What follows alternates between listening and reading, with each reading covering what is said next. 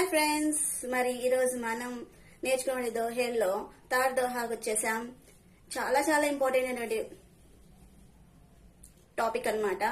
4 marks question లో చూడండి. First the ఒక దోహా ఇస్తారు, నెక్స్ట్ దాంట్లో ఒక క్వశ్చన్ ఇస్తారు. కాబట్టి ఒక 4 మార్క్స్ క్వశ్చన్ లో నుంచి ఇది కనుక బాగా ప్రాక్టీస్ అయితే గ్యారంటీగా 4 మార్క్స్ అనేది వస్తాయి. మిస్టేక్స్ లేకుండా రాయాలంటే ప్రాక్టీస్ చేయాలి. More practice. 1కి 2 సార్లు రాయటం.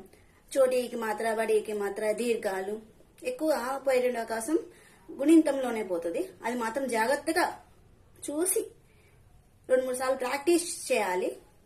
తర్వాత నేర్చుకున్న తర్వాత వితౌట్ సి రాసి చూడకుండా రాయటం ద్వారా ఆ మిస్టేక్స్ అనేది లేకుండా ఉంటాయి అన్నమాట. మరి ఆ బిహారీ రాసినటువంటి దోహా ఏదో చూద్దామా. కనక తాయి సాగుని మాదకత అధికాయ్ వీకాయే బౌరాయి జగ్ ఇంపాయే బౌరాయి.